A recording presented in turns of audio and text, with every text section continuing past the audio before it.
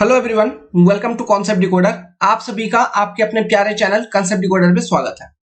हमने इससे पहले वाले वीडियो लेक्चर में ही ज्योमेट्रिक डिजाइन ऑफ हाईवे को स्टार्ट किया था और ये जो आप पेज देख पा रहे हैं ये आपके पहले वाले वीडियो लेक्चर का है।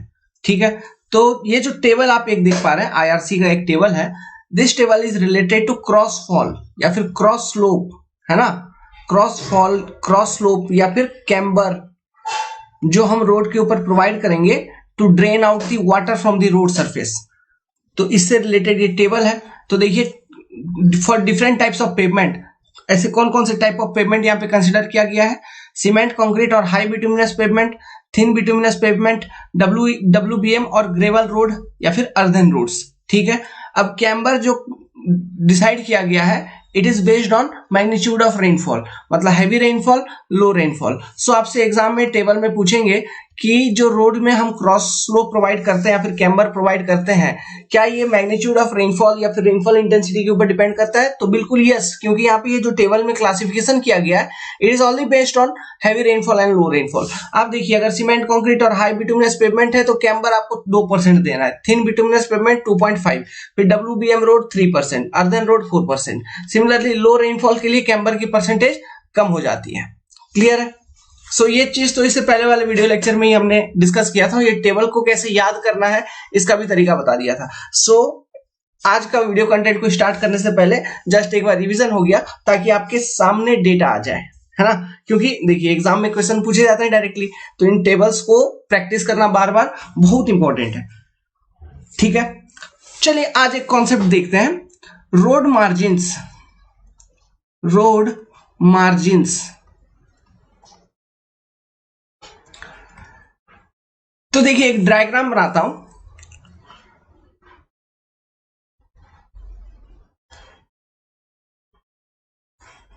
ये मान लो रोड आप बना रहे हो, ठीक है।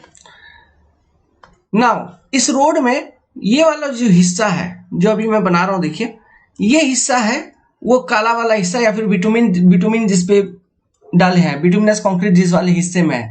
मतलब ये जो हिस्सा है जो मैं अभी ब्लैक कलर का बना रहा हूं, इसी हिस्से में आपका गाड़ी चलेगा। यही आपका बिटुमिन वाला सरफेस है, इसी हिस्से में गाड़ी चलेगा। ठीक है, ओके। तो अब देखिए, अब एक लाइन में यहां पे ड्रॉ कर देता हूं और एक लाइन इधर ड्रॉ कर देता हूं, एक लाइन यहां और ड्रॉ कर दिया, एक लाइन इसको यहां पे और ड्रॉ कर दिया। सिमिलरली इधर एक लाइन ड्रॉ कर दिया, यहां और एक लाइन ड्रॉ कर दिया। अब इन लाइंस का आपको मतलब बताता हूं, देखिए इनका नाम बताता हूं, मतलब बताता हूं। सबसे पहला जो ये ब्लैक वाला हिस्सा है, ठीक है, इसको हम कहते हैं परमानेंट वे। परमानेंट वे या फिर इसको हम कहते हैं carriage way.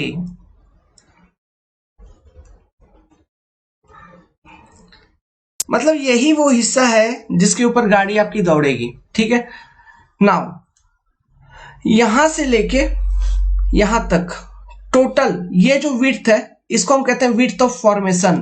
This is your width of formation.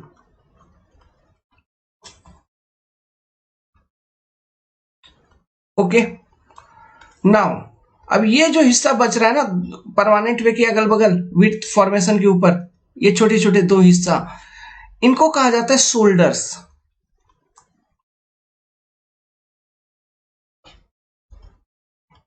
Shoulders. Carriage way कौन सा हिस्सा, ये काला वाला कैरेज वे जो है ये कौन सा हिस्सा है, ये वो हिस्सा है जिसके ऊपर आपका गाड़ी चलेगा।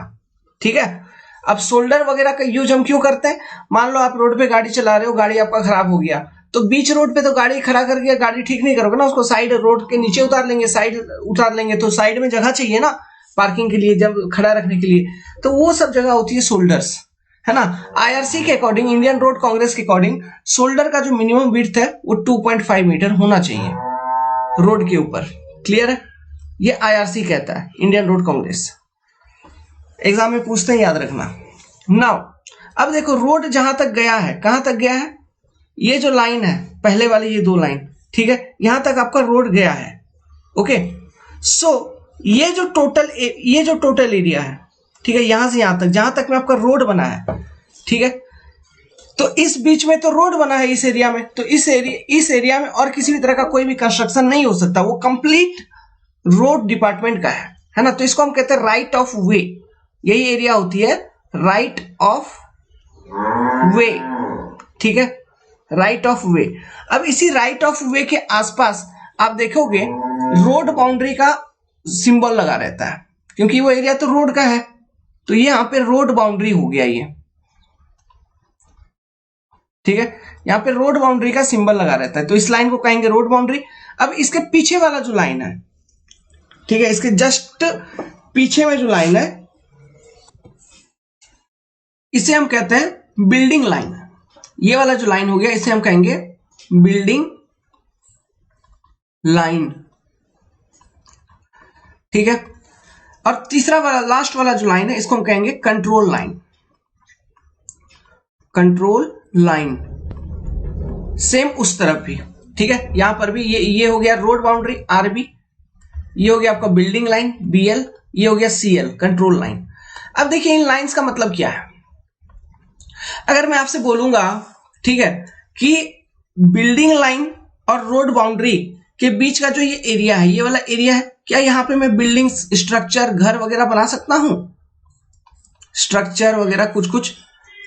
तो ये जो एरिया है ना, ये एरिया, ये वाला पट्टा दोनों बगल, ठीक है, ओके, यहां पे नो स्ट्रक्चर,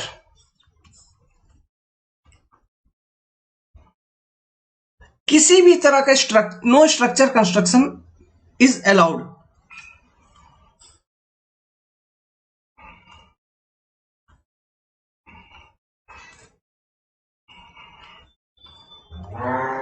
यहां पर आप किसी भी तरह का स्ट्रक्चर का कंस्ट्रक्शन नहीं कर सकते।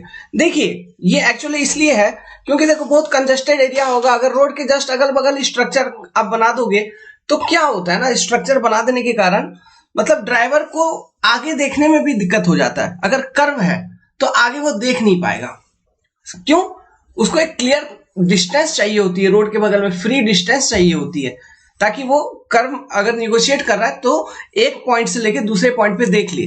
कहने का मतलब है लेट्स सपोज कि कोई एक ड्राइवर एक हॉरिजॉन्टल कर्व पे निगोशिएट कर रहा है, चल रहा है, ठीक है।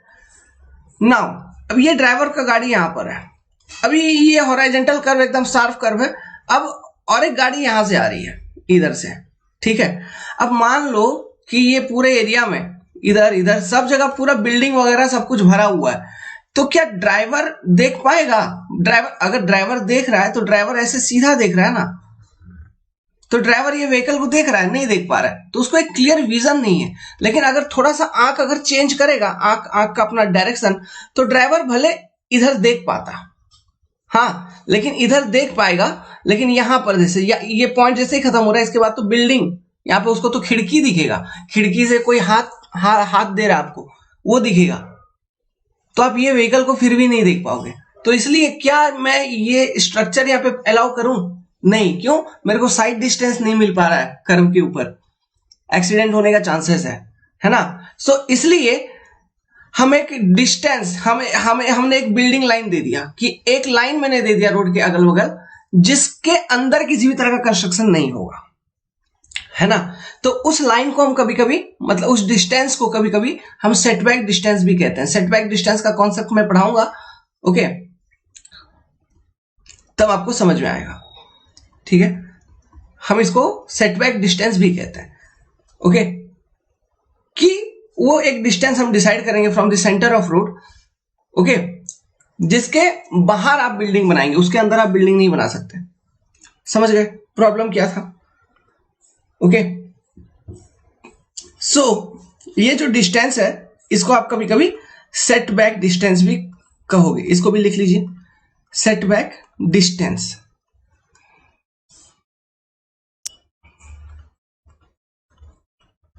ठीक है,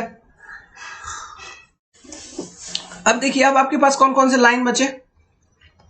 अब मेरे भाई आपके पास बचा control line and building line. तो देखो control line and building line के बीच में स्ट्रक्चर आप बना सकते हो, लेकिन restricted type of, limited type of construction is allowed, limited construction is allowed.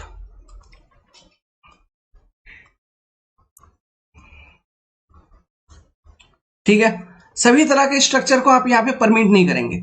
छोटे छोटे दुकान वगैरह कुछ कुछ एकाध बनाया जा सकता है, लेकिन ये नहीं कि आप घर बना के वहां बैठ गए हो, नहीं, तोड़ दिया जाएगा। ठीक है, तो ये हो गया आपका कंट्रोल लाइन। अब कंट्रोल लाइन के बाहर, कंट्रोल लाइन के बाहर कहने का मतलब यहां पर, अरे 10 मंजिला बनाओ ना, कोई नहीं रोकने वाला, और लोग बनाते ही हैं, पेट्रोल पंप, फ्यूल स्टेशन, ये वो दिस दैट, सब कुछ कंट्रोल लाइन के बाहर रहती है। स्कूल, कॉलेजेस, बिल्डिंग्स, जो भी है, आपके घर, समझ गए, ये सब कुछ कंट्रोल लाइन के बाहर होगा। तो ये रोड बाउंड्री, रोड मार्जिन के बारे में क्लियर हुआ आपका। Okay, so this is concept of road margin. अब चलिए हम अकॉर्डिंग टू आईआरसी डेटा अब हम पढ़ेंगे, जैसे कि हमारा ये जो कैरेज वे है, इसका विड्थ कितना होना चाहिए अकॉर्डिंग टू आईआरसी। ठीक है, ये इन सब चीजों को जरा स्टडी करते हैं, शोल्डर वगैरह, डिवाइडर वगैरह। ओके, ये सब चीज एग्जाम में पूछे जाते हैं। सो अब हेडिंग बनाइए, इसको इरेज कर देता हूं। Width of carriage way, width of carriage way,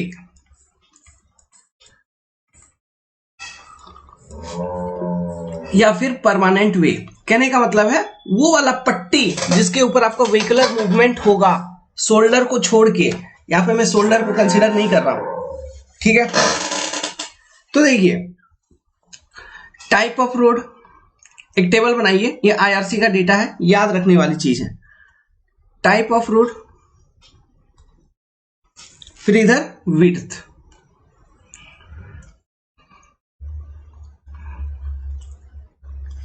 okay, actually मेरे घर के बगल में किसी ने अपने गैया को बांध दिया है। डिस्टर्ब तो नहीं हो रहा आपको? मुझे तो हो रही है। सिंगल लेन रोड, ठीक है, सिंगल लेन रोड है, तो सिंगल लेन रोड का जो विड्थ होता है ये होता है 3.75 मीटर। दूसरा to lane road, to lane road without curve, without curve, curve नहीं है इसमें। ठीक है, आपने कर्व प्रोवाइड नहीं किया। कर्व हम क्यों प्रोवाइड करते हैं? To provide the lateral support to the means pavement material. Okay, इसलिए हम कर्व प्रोवाइड करते हैं। तो two lane road without curve, तो जो इसका विड्थ होगा रोड का, कैरेज वे का, it will be 7 meter. Same two lane road with curve, two lane road with curve, अगर कर्व आप दे रहे हो तो क्या हो जाएगा? 7 मीटर नहीं होगा, ये होगा 7.5 मीटर। ठीक है, नाउ इंटरमीडिएट कैरेज वे एक तरह का रोड होता है जो कि रूरल एरियाज में हम प्रोवाइड करते हैं। ठीक है, इंटरमीडिएट कैरेज वे, अब ये रूरल एरियाज में हम प्रोवाइड करते हैं जनरली। ठीक है, इंटरमीडिएट कैरेज वे, ताकि ये डबल लेन जैसा काम कर जाए। ठीक है, ये डबल लेन है नहीं, मतलब सिंगल लेन और डबल लेन के बीच का है। ओके, लेकिन मान लो डबल लेन हम प्रोवाइड करते हैं तो क्या कि व्हीकल को ओवरटेकिंग वगैरह ये सब चीजों में कोई दिक्कत ज्यादा नहीं होगी। लेकिन इंटरमीडिएट भी अगर आप प्रोवाइड कर देंगे तो भी ओवरटेकिंग वगैरह ये सब चीजों में या फिर व्हीकल को क्रॉस करने में दिक्कत नहीं होगी। ओके, तो इसका जो विड्थ होता है इंटरमीडिएट कैरेज वे का, it is 5.5 meter. Now multi lane pavement, multi lane pavement, एक से अधिक लेन। ठीक है, मान लो आप 3 लेन, 4 लेन या फिर 5 लेन की रोड बना रहे हो, मतलब एक से अधिक लेन बना रहे हो। ठीक है, मतलब डबल लेन बना, 2 लेन बना रहे हो तो ये वाला कॉन्सेप्ट यूज करना है। कौन सा? मतलब 7 मीटर वाला और 7.5 मीटर वाला, विथ और विदाउट कर्व। लेकिन 2 से भी अधिक लेन है आपका, तो पर लेन 3.5 मीटर विड्थ, 3.5 मीटर पर लेन। टेबल याद रहेगा, वेरी इंपॉर्टेंट, न्यूमेरिकल कैलकुलेशन में हर जगह यूज होगा सब कुछ। एग्जाम में आपको बस 2 लेन लिख देगा, 2 lane with curve, intermediate carriage way, multi lane pavement लिख देगा, 3 नंबर ऑफ लेन। तो ये विड्थ वगैरह सब कुछ अपने आप बाय डिफॉल्ट एज्यूम करना है अपने को, या फिर सिंगल लेन लिखा हुआ एग्जाम में, है ना, ये नहीं बताएगा कि विड्थ है 3.75 मीटर, 4 मीटर, ऐसा नहीं बताएगा। तो ये डेटा अपने आप बाय डिफॉल्ट माइंड में होना चाहिए। क्लियर है? अब लिखिए शोल्डर का मतलब क्या है। It is the extra width of road provided just adjacent to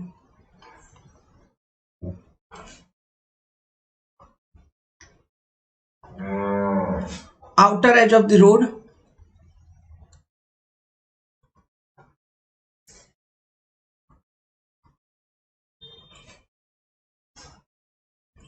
for emergency purpose.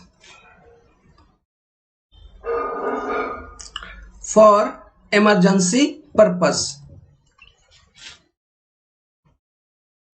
Now according to IRC, Indian Road Congress कहता है कि for 2 lane road,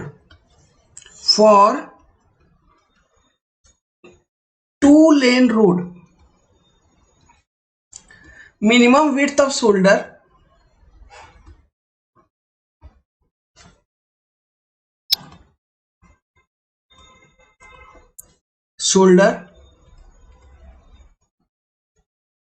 is 2.5 meter. अगर आपका 2 लेन रोड है तो मिनिमम विड्थ कम से कम 2.5 मीटर का आपका शोल्डर आपको प्रोवाइड करना ही पड़ेगा। क्लियर है? अब देखिए एक बात, आपको मैंने एक चीज बताया ही था कि maximum width of vehicle, maximum width of vehicle as per IRC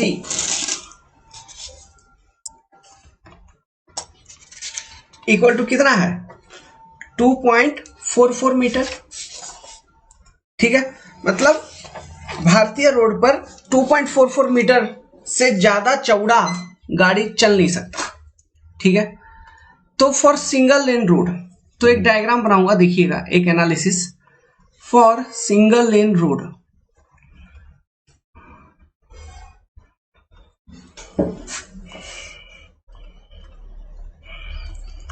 तो सिंगल लेन रोड का अभी अभी आपने देखा था जो विड्थ ऑफ कैरेज वे है, ठीक है, वो कितना था? सिंगल लेन रोड का जो कैरेज वे का विड्थ था,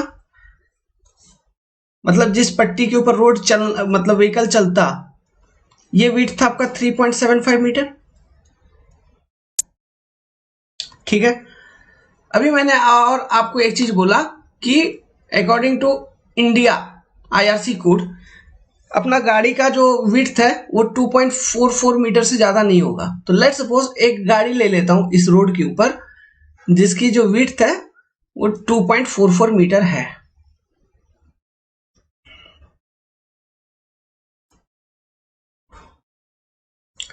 मतलब इस व्हीकल का जो विड्थ है ना, ये 2.44 मीटर है। ठीक है, तो यहां पे अभी साइड क्लियरेंस कितना बच रहा है? मतलब पेवमेंट के ऊपर ही दोनों बगल अगर गाड़ी बीचों बीच है तो साइड क्लियरेंस कितना बचेगा? ये वैल्यूज कितने होंगे? ये कैसे निकालोगे?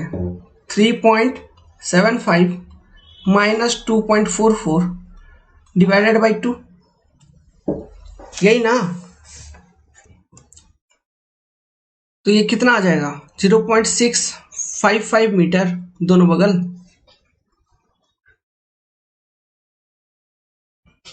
So this is your side clearance, इसे हम कहते हैं साइड क्लियरेंस।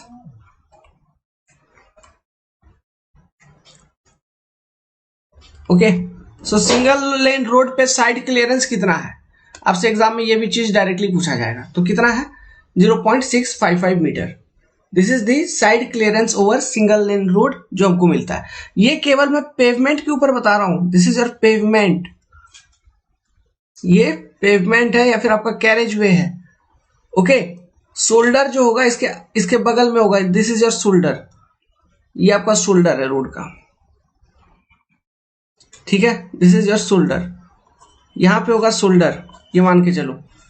लेवल बढ़ा दिया ऐसे, लेवल लगभग एक ही रहेगा।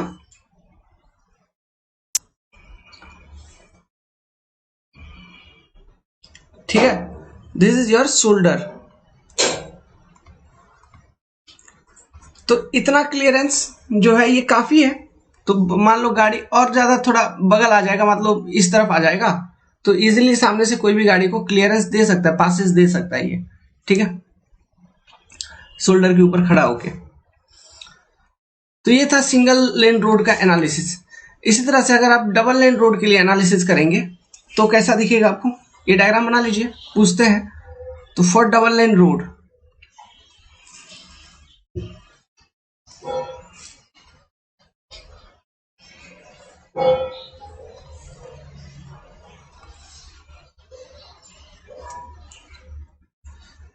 डबल लेन रोड पे दो गाड़ी चलेगी।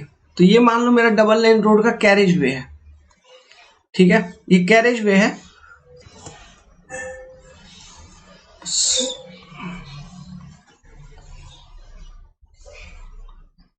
These are shoulders, this is your carriage way।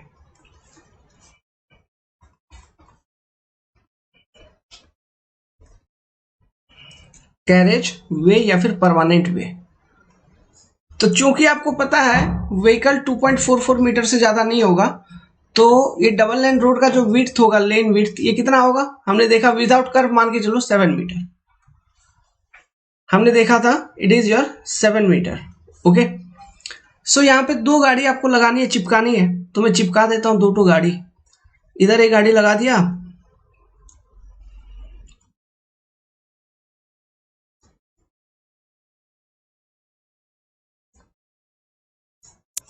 और एक गाड़ी इस तरफ लगा देता हूं।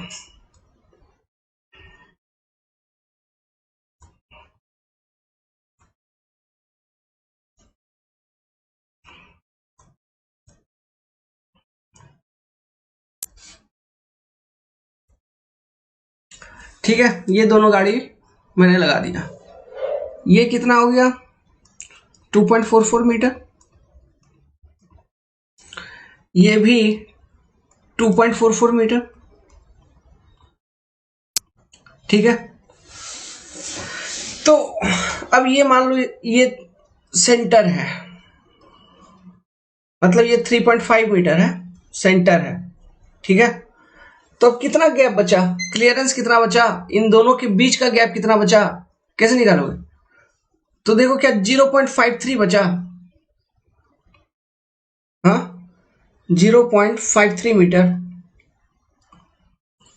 0.53 मीटर, यहां से यहां तक भी 0.53 मीटर,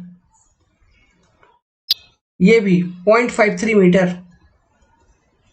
मतलब ओवरऑल इन दोनों के बीच में जो इंटरनल गैपिंग है 1.06 मीटर। समझ गए। ओके, इतना तो गैपिंग आपको मिनिमम कम से कम चाहिए, इट इज इंपॉर्टेंट, जरूरी है। ये शब्द तो आप सभी ने सुना होगा, मीडियन या फिर डिवाइडर। देखिए पर्पस क्या होता है, ये होता क्या है, देखिए आपने देखा होगा, लेट्स सपोज ये एक रोड है, क्या है, ये मेरा एक रोड है। अभी इस रोड के ऊपर मतलब टू वे ट्रैफिक है, ये मान के चलो two way traffic, two way traffic. Two way traffic में अगर कहूंगा मतलब क्या है कि जो आपका व्हीकल है वो इधर से इधर जा सकता है या फिर सामने से इधर भी आ सकता है, ठीक है, मतलब दोनों तरफ से मूवमेंट है, इसे कहते हैं टू वे ट्रैफिक।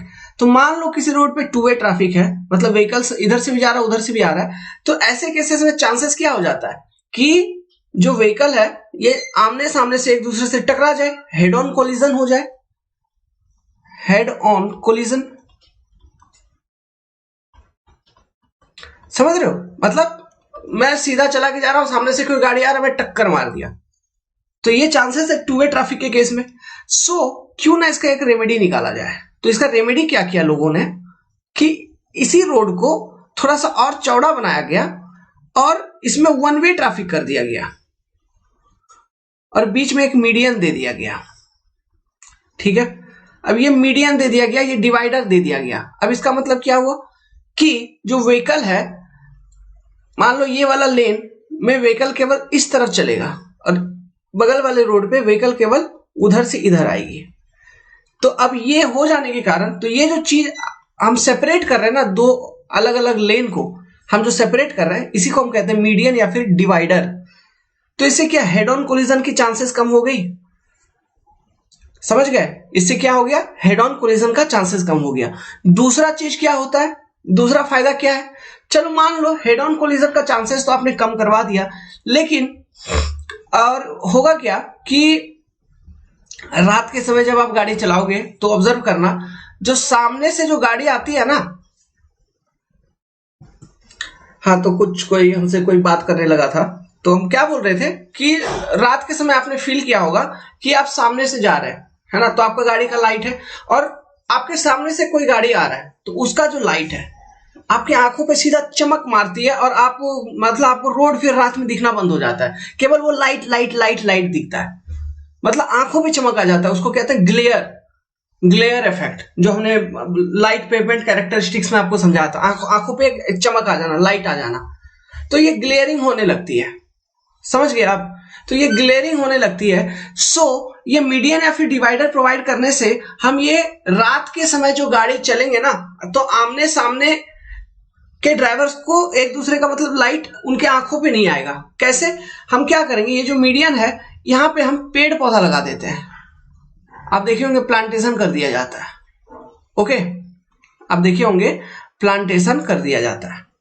तो इससे क्या होती है, जो लाइट आती है ये जंगल झाड़ में फंस के रह जाती है और इस तरफ का जो ड्राइवर है इस तक वो लाइट पहुंच ही नहीं पाती इसके आंखों पर, तो वो कोई प्रॉब्लम नहीं है ग्लेयर इफेक्ट का। चाहे आप अपर में चलाओ गाड़ी या फिर डीपर हेडलाइट देके चलाओ, कोई प्रॉब्लम नहीं है। तो इन सब चीजों से बचने के लिए ये मीडियन या फिर डिवाइडर प्रोवाइड किया जाता है। तो ये एक तरह का सेफ्टी मेजर है, ये एक तरह का रोड सेफ्टी को एनहांस करने के लिए ये चीज प्रोवाइड की जाती है। तो एक तरह का रोड सेफ्टी एलिमेंट है क्या, ये चीज एग्जाम में पूछा जा सकता है। ठीक है, कॉन्सेप्ट क्लियर है? ओके, अब इसका कुछ कुछ स्टैंडर्ड डायमेंशन है, इसके बारे में मैं अभी लिखवाऊंगा, बता देता हूं। जैसे कि ये कहा जाता है कि ये ग्लेयर इफेक्ट को रिड्यूस करने के लिए मिनिमम विड्थ ऑफ मीडियन या फिर डिवाइडर जो है वो कम से कम 6 मीटर चौड़ा होना चाहिए ये चीज, और 6 मीटर चौड़ा मीडियन या फिर डिवाइडर होगा और उसमें आप प्लांटेशन करके रखो। ये किस लिए कि ग्लेयर इफेक्ट, आंखों पे जो लाइट आ जाती है ना, उस चीज को रोकने के लिए। ऐसे आईआरसी कहता है कि जो रूरल हाईवे से, मतलब जो हाईवे से इधर उधर जंगल झाड़ से पास कर रहा है, रूरल हाईवे, वहां पे अगर आपको मीडियन प्रोवाइड करना है, अगर आपने किया है तो उसका मिनिमम विड्थ 5 मीटर रखना होगा। ठीक है, लेकिन इस 5 मीटर को रिड्यूस किया जा सकता है अप टू 3 मीटर अगर लैंड की स्कार्सिटी हो, अगर आपको जमीन मिल ही नहीं पा रहा। समझ गए? ये रूरल एरियाज के लिए बात कर रहा है, देहात रूरल एरियाज से हाईवे अगर निकल रहा है जंगल झाड़ पहाड़ों से, ओके, इंटीरियर एरियाज से। लेकिन यही चीज अगर आपका हाईवे अर्बन एरियाज से गुजर रही है, अर्बन एरिया से पास कर रहा है, तो ऐसे केसेस में अर्बन एरियाज में तो ऑब्वियसली जमीन की, लैंड की स्कैर्सिटी होगी, तो वहां पे आपको एक मतलब जो मीडियन का विड्थ है ये आपको 1.5 मीटर मेंटेन करना होगा। लेकिन अगर जगह की प्रॉब्लम है, लैंड की प्रॉब्लम है, तो भी किसी भी सूरत में आप 1.2 मीटर से कम नहीं कर सकते, cannot be less than 1.2 meter. So absolute minimum value of median for urban area is 1.2 meter. और ब्रिज के लिए भी, ब्रिज के लिए भी ये चीज का वैल्यू है 1.2 मीटर के आसपास। ब्रिज पे भी 1.2 मीटर चलेगा, 1.2 से 1.5 मीटर, और अर्बन एरिया में 1.2 मीटर से कम हम मीडियन कभी प्रोवाइड नहीं कर सकते। So according to IRC recommendation, ठीक है, कि मीडियन का मैक्सिमम, ओके, विड्थ जो आईआरसी रिकमेंड करता है वो करता है 5 मीटर, ओके। और ये जो 6 मीटर वाला मैंने बात बोला, ये मैंने बोला एनालिसिस के तहत कि इतना मिनिमम दरकार पड़ती है तो ग्लेयर इफेक्ट बिल्कुल भी नहीं होगा, ठीक है। और एब्सोल्यूट मिनिमम मीडियन वैल्यू अगर आपसे कोई पूछ दे, जो कि है 1.2 मीटर, जो कि हम देते हैं अर्बन एरियाज में। ब्रिजेस के ऊपर कितना होगा, वो भी होगा 1.2 मीटर टू 1.5 मीटर। क्लियर है? सब चीजों को लिखवा देता हूं, लिख लीजिए। तो लिखिए, divider separates the road traffic moving in opposite direction so that chances of head-on collision / accidents get reduced. Second point, it also reduces the glaring effect due to headlight of vehicle coming from opposite direction in night. अब इस चीज को हम कैसे reduce कर पाते हैं? Bracket एक बनाइए, यहां पे ब्रैकेट बनाइए, लिखिए, trees are planted on divider just to reduce glaring effect of vehicle coming from opposite direction, bracket close. एक स्टार पॉइंट बना के लिखिए, ये एनालिसिस से ये पार्ट आई है कि ये minimum of 6 meter width, 6 meter width, 6 meter चौड़ा डिवाइडर होना चाहिए, is required to reduce headlight glare, है ना। तो क्वेश्चन में आपसे पूछेगा कि हेडलाइट ग्लेयर को रिड्यूस करने के लिए मिनिमम कितना मीटर का डिवाइडर चाहिए, तो 6 मीटर, ये रिक्वायर्ड है। ओके। अब बात करते हैं आईआरसी रिकमेंडेशन की, इंडियन रोड कांग्रेस रिकमेंडेशंस की। लिखिए IRC data.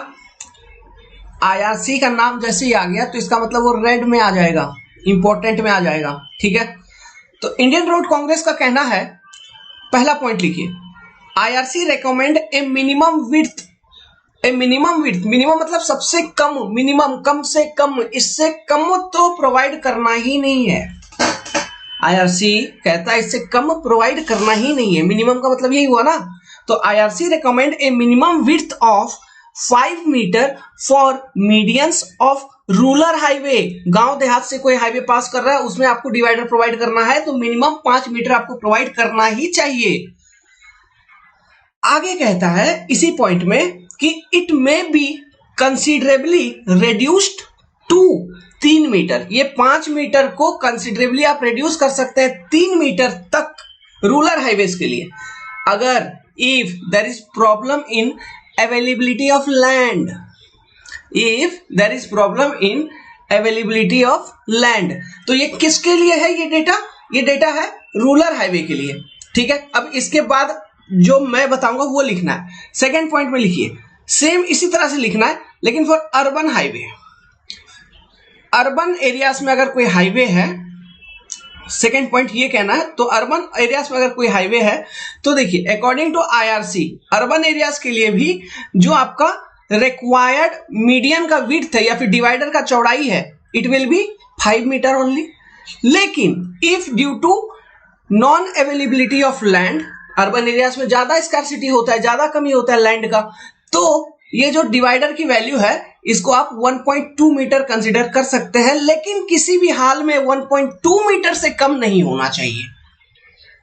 At any condition it must not be less than 1.2 meter. So absolute minimum value of divider for urban roads is 1.2 meter, ठीक है। नाउ तीसरा पॉइंट लिखिए, ये ब्रिज के ऊपर जो मेरा डिजायरेबल मीडियन का वैल्यू है इट इज 1.5 मीटर।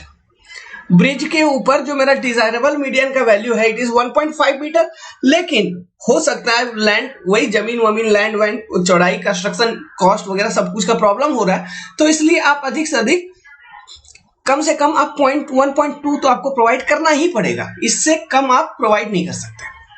क्लियर है? बात समझ में आई? डेटा याद रहेगी, डेटा बड़ा सिंपल सा है। हाँ, और एक ये तो आईआरसी डेटा था। आईआरसी डेटा के अतिरिक्त एक डेटा मैंने आपको बोला था कि required median width to reduce glare effect कितना है, 6 मीटर। ये डेटा, वो डेटा आईआरसी से अलग है, हटके है, ठीक है। नाउ चलिए अब चलते हैं। तो देखो ये फोटो भी मैं हमने कुछ आपके लिए इंटरनेट से निकाला था, तो आप फोटो देख सकते हैं डिवाइडर वगैरह की। ये देखिए प्लांटेशन वगैरह किया गया है। ये देखिए रूरल एरिया का ये डिवाइडर है, ये चौड़ाई है उसकी, तो कम से कम आपको लग रहा है 5 मीटर तो होगा। ये जो एरिया ये रूरल एरिया, रूरल एरिया से ये हाईवे पास हो रहा है। ये आपको अर्बन एरिया तो हमको लग ही रहा है, अर्बनाइजेशन अर्बन एरिया टाइप का है ये, क्योंकि यहाँ पे फुटपाथ वगैरह भी दिया है। तो फुटपाथ वगैरह आप ध्यान रखना, फुटपाथ वगैरह हम हमेशा अर्बन एरियाज में ही देते हैं, है ना, रूरल एरियाज में फुटपाथ वगैरह नहीं देते हैं। ओके, नेक्स्ट एक टर्म है ले बाई। आपने नाम सुना होगा, नहीं सुना होगा तो सुनिए। ये ले बाई क्या होता है? मान लो एक बहुत लंबा हाईवे है, ठीक है, उस बहुत लंबा हाईवे पे गाड़ी चल रहा है, ट्रक चला रहे हैं। अब ट्रक वाले चलाते चलाते थक जाते हैं ना, तो उनके रेस्ट के लिए, ठीक है, उनके रेस्ट के लिए वो क्या करेंगे, मतलब एक हम ऐसा जगह छोड़ के रखते हैं जिसपे वो जाके अपना ट्रक को पार्किंग कर पाए। तो जैसे कि यहाँ पे देखो पहला वाला फोटो में, यहाँ पे जगह छोड़ दिया, यहाँ ट्रक आराम से वो पार्किंग किए हुए हैं, थोड़ा आराम किए, फिर निकल जाएंगे, फिर रोड पे निकल के सीधा निकल जाएंगे। जैसे यहाँ पे देखिए सेकंड वाले फोटो में, चला रहे, फिर तो अगर मान लो थक गया है तो यहाँ पे लगा दिया पार्किंग में, खड़ा कर दिया है, थोड़ा देर खड़ा है, आधा घंटा 15 मिनट 20 मिनट, या फिर मान लो उसको खाना वाना बनाना है, कुकिंग वुकिंग करना है, रुक रख के आराम से खाना वाना कर लिया, बाथरूम फ्रेश होना है, सब कुछ कर लिया, अपना सब सिस्टम बना लिया, फिर निकल गया वहां से, है ना। तो इस तरह का जो स्पेस रोड में प्रोवाइड किया जाता है, इसी को हम कहते हैं ले बाई। ओके, ये एक तरह का स्पेस रहता है फॉर टेकिंग रेस्ट या फिर पार्किंग। ओके, और इसको हम ट्रकर्स बाई भी कहते हैं। ओके, ट्रकर्स बाई, खास करके ट्रक वाले ही इसको यूज करते हैं। तो इसके लिए भी एक जनरल रिकमेंडेशन है कि इसका डायमेंशन क्या होना चाहिए। ओके, तो ये जनरली ले बाई का एक मिनिमम डायमेंशन है, ये आईआरसी ने नहीं दिया है, इट इज नॉट आईआरसी, ये एक नॉर्मल डेटा है, ध्यान रखना, ये आईआरसी डेटा नहीं है, नॉर्मल डेटा। जहां पर भी मैं आईआरसी डेटा लिखवाऊंगा वहां पे आईआरसी लिख देगा, ठीक है, तो ये आईआरसी डेटा नहीं है। जनरली माना जाता है कि 3 मीटर विड्थ होना चाहिए, 3 मीटर विड्थ आप जब भी ले बाई प्रोवाइड करो, ताकि एक गाड़ी तो आराम से समा पाए, क्योंकि एक गाड़ी का चौड़ाई कितना है अपने इंडिया में 2.44 मीटर, तो अगर आप 3 मीटर प्रोवाइड कर रहे हैं तो सफिशिएंटली एक गाड़ी आराम से रह जाएगा। और कम से कम ये 30 मीटर लंबा हो, 30 मीटर लेंथ, समझ गया, ये है ले बाई।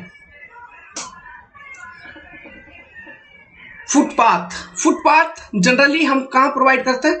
अर्बन एरियाज में, अर्बन एरियाज में। क्यों? देखो, जो हाईवे है उस पर अगर लोग चलना शुरू कर देंगे, पेडेस्ट्रियन चलना शुरू कर देंगे, मतलब चलने वाले लोग, पैदल चलने वाले लोग, उनको क्या कहते हैं? Pedestrian, pedestrians. अगर पेडेस्ट्रियंस रोड को ही यूज करेंगे तो गाड़ियां कहां चलेंगी, है ना। सो वो कंजेशन ना हो, एक्सीडेंट ना हो। सो ये भी एक तरह का सेफ्टी रेगुलेशन है, सेफ्टी एलिमेंट है ये भी। ये सब कुछ अभी जो बता रहा हूं ये एक तरह का safety element, road safety element, है ना।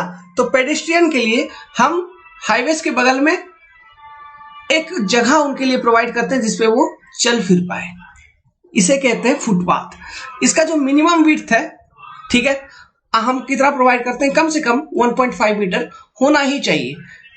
ओके, इतना चौड़ा फुटपाथ हम बनाते हैं, मिनिमम 1.5 मीटर। ओके, इससे कम नहीं। फुटपाथ जहां भी बनेगा मिनिमम 1.5 मीटर का होगा ही होगा, इससे कम विड्थ का कभी भी किसी भी कंडीशन में नहीं बनेगा फुटपाथ। ओके, और मान लो और ज्यादा लोग चलने वाले हैं तो फुटपाथ का विड्थ हम बढ़ा सकते हैं। देखिए, फुटपाथ को बहुत अच्छे ढंग से बनाया जाता है, इसका सरफेस एकदम स्मूथ रहता है, क्योंकि इसमें लोग पैदल चलेंगे ना, है ना, तो बढ़िया से टाइल्स वाइल्स लगा के बनाया जाता है इसको। ओके, इसका क्वालिटी बहुत अच्छा रहता है फुटपाथ का, ध्यान रहे। अच्छा, ये चीज देखो, ये जो चीज है ना, ये जो चीज है, ये जो वर्टिकली खड़ा है, मतलब 1 मिनट यहीं पर देखिए, ये वाला, ये देखना, ये जो दीवार जैसा खड़ा है ना, ये रोड है, ये वाला जहां पे मैं अभी ये कर रहा हूँ, मार्किंग कर रहा हूँ, ये रोड है। फिर रोड से कुछ ऊपर उठ के ये दीवार जैसा एक खड़ा है, फिर ये दीवार खड़ा है, फिर इधर फुटपाथ है। तो ये जो चीज है ना, इसी को हम कर्व कहते हैं, कर्व, ठीक है, इसी को कर्व कहा जाता है, समझ गए। तो ये रोड के दोनों बगल रहेगा, इधर भी रहेगा, उधर भी रहेगा, फिर इधर रहेगा, फिर इधर रहेगा। कैसे? यहाँ फुटपाथ, ये कर्व हो गया, ये भी एक कर्व हो गया, इधर एक कर्व हो गया, ये एक कर्व हो गया, ये एक कर्व हो गया, 4 कर्व हो गए। अब 4 कर्व में कौन कौन सा आइटम होगा? देखो यहाँ फुटपाथ होगा FP, इधर वाला भी फुटपाथ FP, और ये वाला डिवाइडर हो गया। समझ गए कर्व का मतलब? ठीक है, ये होता है कर्व। तो देखो ये कर्व क्या, कैरेज वे का जो सरफेस है उससे कुछ ऊपर उठा हुआ रहता है। समझ गए? ये फुटपाथ को सपोर्ट करता है, मीडियन को सपोर्ट करता है। ओके, चलिए अब और एक चीज मैं आपको बताता हूं। ड्राइव वे एक तरह का रास्ता होता है जिसको हम कहते हैं ड्राइव वे। ये सब क्यों बता रहा हूं, इसका कोई ज्यादा यूज नहीं है, लेकिन मान लो टेक्निकल टर्म्स ये सब चीज आप पढ़े होंगे, कंफ्यूज होते होंगे। मान लो ये हाईवे है, हाईवे चल रहा है, हाईवे चल रहा है, चल रहा है, चल रहा है, हाईवे चल रहा है। अभी क्या है, यहाँ पे किसी ने, एक बंदे ने पेट्रोल पंप बनाने की सोची, तो पेट्रोल पंप बनाएंगे क्या? बना देंगे, वो जरूरी है हाईवे पे पेट्रोल पंप वगैरह। तो अब ये जो मेन हाईवे है, इससे पेट्रोल पंप को कनेक्ट करने के लिए एक रास्ता तो बनना चाहिए कि नहीं, है ना, ताकि गाड़ियां जो है इधर से आए, सीधा निकल जाए।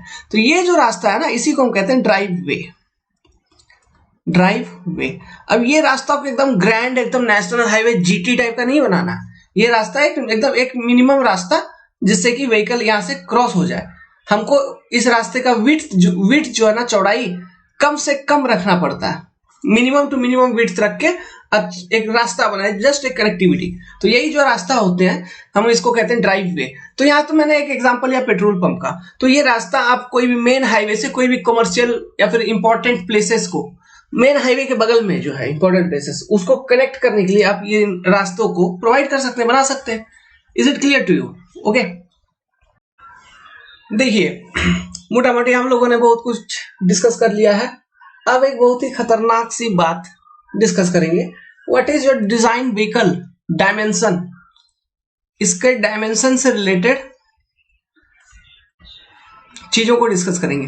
देखिए जितना भी डेटा दे रहा हूं ना, सब डेटा ये सब ऑब्जेक्टिव क्वेश्चंस में आएंगे। ओके, आगे चल के यूजफुल होंगे। तो डिजाइन व्हीकल का डायमेंशन, तो देखो एक डेटा तो आपके डायमेंशन मतलब क्या होगा? व्हीकल का डायमेंशन मतलब एक चीज हमको डिफाइन करना होगा विड्थ, दूसरा हमको डिफाइन करना लेंथ, तीसरी आइटम जो डिफाइन करनी होगी वो डिफाइन करनी होगी हाइट, है ना, लेंथ विड्थ हाइट। अभी देखो जो डिजाइन व्हीकल है, कोई भी व्हीकल, उसका विड्थ के बारे में तो IRC ने दे दिया,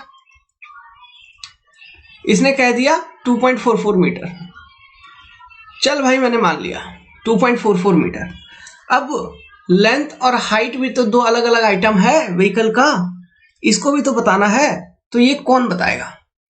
तो लेंथ और हाइट बताया मोटर व्हीकल एक्ट के थ्रू से, इन्होंने लेंथ और हाइट ऑफ व्हीकल के लिए गाइडलाइंस दिए, रिकमेंडेशंस दिए, है ना, for different types of vehicle. जैसे कि लेंथ 2 व्हीलर हो सकता है, 4 व्हीलर है, फिर टेलर है, फिर बड़े बड़े ट्रक है, या छोटे छोटे कमर्शियल व्हीकल्स हैं। सभी डिफरेंट व्हीकल कैटेगरी के लिए लेंथ के वैल्यूज दिए गए, और height single decker and double decker, है ना, दोनों के लिए हाइट पर लिमिट लगाई गई। समझ रहे? ओके, तो इसका डेटा फटाफट लिख लीजिए, बस डेटा लिख लीजिए, उतना ही काम का है। किधर गया डेटा? हाँ, तो जस्ट ए मिनट। तो सबसे पहले लिखिए लेंथ का डेटा। पहले ये लिखिए डिजाइन व्हीकल, जो डेटा दिया है किसने दिया है? मोटर व्हीकल एक्ट 1939 में जो आया था उसके थ्रू से ये डेटा है। लेंथ ऑफ व्हीकल के बारे में लिखिए। पहला data, motor vehicle not more than 2 axle. ऐसा गाड़ी जिसमें दो एक्सल से ज्यादा एक्सल नहीं है। कहने का मतलब है 4 व्हीलर हो गया, 4 व्हीलर हो गया, 2 व्हीलर हो गया, 2 व्हीलर भी हो गया, और 4 व्हीलर हो गया। उसका लेंथ 9.5 मीटर से ज्यादा नहीं होना चाहिए। समझ गए? उसका लेंथ 9.5 मीटर से ज्यादा नहीं होना चाहिए। अब देखो ये जो कह रहा है motor vehicle not more than 2 मतलब 2 एक्सल, मतलब इसमें 2 व्हीलर कैटेगरी भी आ गया। तो और उसका लेंथ कितना अलाउ करता है? 9.5 मीटर तक। सो इंडिया में आप देखिए होंगे जो अमीर हैं बहुत ज्यादा, वो बहुत लंबा लंबा एकदम हार्ले डेविडसन का यहां से वहां तक ये लंबा बाइक लेके रोड पे घूम रहा है, उसको कोई टोकने वाला नहीं है। नहीं टोक सकता। क्यों? अपना गवर्नमेंट ही इस चीज को परमिट करता है कि ये जो 2 पहियों वाला गाड़ी है वो 9 मीटर तक, 9.5 मीटर तक लंबा बना सकते हो। इससे ज्यादा लंबा बना दिए तो टोक देंगे और ठोक भी देंगे, क्या चालान है कि नहीं? तो उससे ज्यादा लंबा नहीं बनाएंगे, क्या समझे? तो इसलिए 2 व्हीलर आप देखेंगे कितना लंबा लंबा बनता है।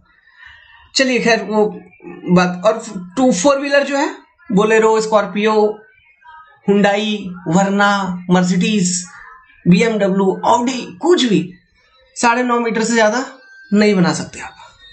इससे लंबा गाड़ी है, नहीं चलेगा। ठीक है, अब ये जो है, ठीक है, ये एक नॉर्मल व्हीकल के लिए है, नॉर्मल व्हीकल। अब ट्रांसपोर्ट व्हीकल जो है, not more then 2XL, transport vehicle भी तो 2XL वाले आते हैं, इनका लेंथ जो है वो 11.25 मीटर तक हो सकता है। ट्रांसपोर्ट व्हीकल जैसे कि कैंपर हो गया, कैंपर में भी तो 2XL होता है। कैंपर कहने का मतलब है बोलेरो रहेगा आगे में और पीछे में डाला, समझ रहे हो? यहां 1XL, इधर 1XL, तो ये इसको कैंपर कहते हैं। कैंपर हो गया, पिकअप हो गया, ये सब का लेंथ थोड़ा ज्यादा होता है ना? और इसका लेंथ लेकिन कितना ज्यादा होगा? बहुत ज्यादा नहीं होगा, 11.25 मीटर से ज्यादा का नहीं बना सकते। सो 2XL वाले सिस्टम में 2 लेंथ आपको देखने को मिला। 9.5 मीटर वाला कैटेगरी जो नॉर्मल स्कॉर्पियो, बोलेरो, ऑडी वॉडी इन लोगों के लिए है, और ट्रांसपोर्ट व्हीकल के लिए वो थोड़ा लंबा बना सकते हैं आप, कैंपर, पिकअप, ये सब चीज। ओके, 11.25 मीटर तक। अब बात करते हैं articulated vehicle with more than 2XL। ठीक है, articulated vehicle with more than 2XL, इसमें ट्रक वगैरह आ गया, ट्रक आ गया। फिर मतलब आर्टिकुलेटेड व्हीकल का मतलब क्या है कि इंजन और इसके पीछे डाला लगा रहेगा। ठीक है, ये होती है आर्टिकुलेटेड व्हीकल। मतलब जितने भी ट्रक हो गए, फिर नाल्को वाले गाड़ी हो गए, है ना, अब पेट्रोल डीजल लेके जाने वाला गाड़ी हो गया, ये सब चीज। इसका लेंथ 16 मीटर से ज्यादा नहीं होगा। ठीक है, इस पे क्राइटेरिया गाइडलाइंस है, इसका लेंथ आप 16 मीटर से ज्यादा नहीं बना सकते। समझ रहे हैं मेरे बात, फीलिंग को समझ रहे हैं? मेरा दिल का फीलिंग है ये सब आपके लिए। Truck plus trailer combination, trailer बहुत लंबा होता है। ओके, टेलर वैसे भी लंबा होता है, तो ट्रक प्लस टेलर का और 2 मीटर बढ़ा दिया, 18 मीटर तक बनाओ भाई, चलाओ। मैं एक कहानी बताता हूँ। मेरा एक टेलर फंस गया था, मैं खुद उसको लेके जा रहा था। ओके, मैं उस टेलर में बैठा हुआ था और टेलर को हम लेके जा रहे थे रेलवे यार्ड पे, ताकि जो पुराने रेल्स हैं, ओल्ड रेल, वो मैं टेलर पे लोड करवाऊं, और लोड करवा के मेरे को कहीं दूसरे जगह पे स्टॉकिंग करवानी थी। तो हम खुद टेलर में बैठे हुए थे, हाँ, क्योंकि हमको हमारे सीनियर ने रूट दिखाया था कि इस रास्ते से जाना है। तो और उस दिन बहुत रिसर्च किए थे रूट के ऊपर, क्योंकि टेलर बहुत लंबा गाड़ी है। अभी रूट अगर प्रॉपर सिलेक्शन नहीं होगा तो गाड़ी फंस जाएगा, तो जितना का काम नहीं करेंगे उससे ज्यादा टाइम वेस्ट हो जाएगा। तो रूट एनालिसिस बहुत प्रॉपरली किया गया था, लेकिन फिर भी जो बेस्ट रूट सिलेक्ट किए थे हम लोग, उसमें से एक डोमेस्टिक एरिया था। ठीक है, एक डोमेस्टिक एरिया था। डोमेस्टिक एरिया कहने का मतलब इस पेपर में आपको समझा देता हूं बगल में, अगर आप इंटरेस्ट लग रहा है तो सुनिए, नहीं तो छोड़ दीजिएगा। कहानी था, मतलब इस तरह का कुछ एक टर्निंग था। ठीक है, ऐसा एकदम ऐसा, मतलब एकदम ऐसा, मतलब यहां पे जगह स्पेस काफी ज्यादा थी। ठीक है, तो लेकिन अगल बगल फिर घर थे, मतलब ये जो टर्निंग, यहां से सीधा घर लगा हुआ है, ये घर लगे हुए हैं, यहां से ऐसे घर लगे हुए हैं। तो यही एक लोकेशन हम लोग को टेंशन कर रहा था, कि लग रहा था कि यहाँ पे गाड़ी फंस जाएगा। तो बाद में बहुत एनालिसिस के बाद हमारे कैलकुलेशन के हिसाब से हमें लगा कि गाड़ी निकल जाएगा। ओके, तो सभी ने मतलब टीम वर्क किए थे। तो उसके बाद फिर मैं टेलर लेके आ गया, एकदम हीरो टाइप। टेलर वाला एकदम, टेलर बहुत लंबा टर्न लेके काटा, घुमाया, लेकिन उसका टेलर जाके फंस गया। टेलर कैसा फंसा था? टेलर कुछ ऐसा फंस गया, मतलब यहां इंजन चले गया, इंजन तो इधर इस तरफ पास कर गई, लेकिन टेलर जो है वो ऐसे फंस गया। मतलब और थोड़ा इंजन को आगे बढ़ाते तो जो घर होता है ना, घर के बाहर सीढ़ी वीढ़ी बना दिए थे ये लोग, टेंशन वो थी वहां के जो गांव के लोग, तो सीढ़ी के ऊपर से चढ़ के चक्का निकल जाता। तो वो डोमेस्टिक उधर अगल बगल के जो लोग थे वो लोग सब निकल गए, हमारा घर नहीं तोड़ेगा, हमारा ऐसा वैसा दिस दैट, लाठी डंडा लेके सब निकल गया। अब हम परेशान, हम क्या करें? तो मैंने तुरंत हाइड्रा बुलवाया। ठीक है, तुरंत मेरा हाइड्रा आ गया, तुरंत जेसीबी बुलवाया, सब बुलवाया, टेलर का डाला को उठा के उसको वहीं से रिवर्स करवा के फिर उस रास्ते से हटा के फिर उसके लिए दूसरा रूट बनाए ताकि वो रेल स्टॉकिंग यार्ड तक पहुंच पाए। ठीक है, एक्चुअली रूट पहले से था, वो खराब हो चुकी थी, तो उस रूट को फिर रिपेयर किया गया, फिर उस रूट से गया, फिर टेलर अपना सामान लेके आया। समझे क्या? तो टेलर बहुत लंबा गाड़ी होता है। ओके, बहुत ही लंबा गाड़ी, और बहुत दिक्कत होती है इसको ऑपरेट करने में। हाँ, टेलर के ऊपर आप कुछ भी लोड कर दो, रोड रोलर को लाद दो, टेलर के ऊपर जेसीबी लाद दो, टेलर के ऊपर ट्रक लाद दो, कहीं से भी कहीं उसको रोड अच्छा मिलेगा तो कहीं से भी कहीं लेके चले जाएगा। ठीक है, ये बेसिकली व्हीकल को एक जगह से दूसरे जगह तक ट्रांसपोर्ट करने के लिए यूज किया जाता है। टेलर के ऊपर आप पोकलेन चढ़ा दो, बड़ा बड़ा एक्सावेटर, कुछ भी, एनीथिंग। ओके, तो चलिए वो तो थी टेलर वाली कहानी। अब ओके, तो टेलर का लेंथ 18 मीटर से ज्यादा नहीं, 18 मीटर कम नहीं होता है। ओके, हाइट, अब बात करते हैं हाइट के ऊपर। अच्छा, ये मेरे को बताओ, हाइट के ऊपर रेस्ट्रिक्शन ही क्यों लगाया? हाइट तो आसमान तो बहुत ऊंचा तक है ना भाई, हम तो कितना भी बड़ा ऊंचा बिल्डिंग, अब जब उतना ऊंचा बना रहे हो तो हम गाड़ी भी उतना ऊंचा बना देंगे, पहिया पे चलाएंगे, क्या प्रॉब्लम है? प्रॉब्लम है स्टेबिलिटी नहीं रह पाती है। प्लस आप देखेंगे जो शहरों में या फिर गांव में, ठीक है, अंडर पासेज मतलब ब्रिज वगैरह के अंडर से हाइट गेज इंस्टॉल किया जाता है ना। सब चीज का एक लिमिट है कि इस पर्टिकुलर हाइट से ज्यादा का हाइट आप स्पैन प्रोवाइड नहीं कर सकते, गैप वगैरह। ओके, ये सब चीज।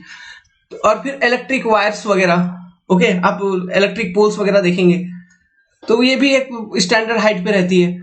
तो उन सब चीजों को मद्देनजर रखते हुए उन सब का जो हाइट है, जो उनका क्लियरेंस है, उससे कम हाइट पर अपना व्हीकल का हाइट होना चाहिए, उससे ज्यादा नहीं। तो इसी को मद्देनजर रखते हुए हाइट पर लिमिट लगाई गई है। तो नॉर्मल व्हीकल जो है, ठीक है, अगर आपका कोई सिंगल बस वगैरह है, उसका या ट्रक वगैरह, कुछ भी, कार वगैरह, कोई भी व्हीकल, बाइक को भी आप 3.5 मीटर, मतलब 3.5 बोल रहा हूं, 3.8 मीटर ऊंचा बना सकते हैं। ठीक है, डबल डेकर व्हीकल अगर है, डबल डेकर बस जैसे मुंबई वगैरह में चलता है, तो उसका हाइट आप देखिएगा 4.75 मीटर से ज्यादा नहीं होगा, वो अधिक से अधिक 4 मीटर से 4.2 मीटर या 4.5 मीटर तक होगी, उससे ज्यादा आप बना ही नहीं सकते। Okay, so these are some standard data limits on your dimensions. तो होप कि आपको आज का ये वीडियो पसंद आया होगा। अगर आपको ये वीडियो पसंद आया तो वीडियो को लाइक करिए, चैनल को सब्सक्राइब करिए, आप ही का भाई हूं प्यारा सा। ओके, सो जितना प्यार दे सकते हैं उतना प्यार दीजिए। कॉन्सेप्ट डिकोडर की एंड्रॉइड एप्लीकेशन आ चुकी है बहुत पहले से, लगभग 1.5 साल होने को है। आप लोगों ने उतना डाउनलोड नहीं किया है, डाउनलोड इट, जहां पे आपको सिविल इंजीनियरिंग की कंप्लीट एक्सेस मिलती है। हमारा सब्सक्रिप्शन फी काफी कम है, और ये जनवरी के मंथ के लिए हमारा सब्सक्रिप्शन फी जो अभी चल रही है, इट इज ₹3299 ओनली।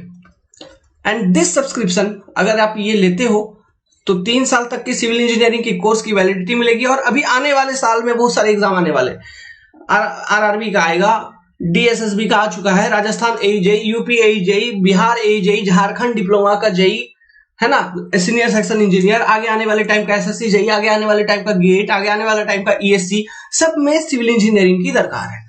आप यही सिविल इंजीनियरिंग जो मैं यहाँ पढ़ा देता हूँ, यही आप पढ़ते हो कहीं इधर उधर से, जिससे कॉन्सेप्ट भी हो सकता है शायद क्लियर हो, परसेप्शन अलग होता है लोगों का, लेकिन मेरा ये मानना है कि उतना ज्यादा क्लियर नहीं हो पाता होगा। जितना आप मेरे से कनेक्ट कर पाओगे उतना आप कनेक्ट नहीं कर पाओगे कहीं और। It is 100%। Okay, so come and enroll our course. आपको एंड्रॉइड एप्लीकेशन के ऊपर 3 साल की सब्सक्रिप्शन मिल जाएगी, where you can enjoy this learning the complete civil engineering. इसी के साथ मैं आपको क्वेश्चन प्रैक्टिस के लिए पीडीएफ प्रोवाइड करूंगा, ओके, फॉर रेस्पेक्टिव एग्जाम, जो भी एग्जाम आती चलेगी। किसी भी तरह का डाउट है, कुछ भी समझ नहीं पाए, then you contact me at 7008420353। इसी नंबर को आप सेव कर लीजिए। माय नेम, अगर आप नहीं जानते, पहली बार है, Piyush Parashar, employ of Indian railway, engineer हूं।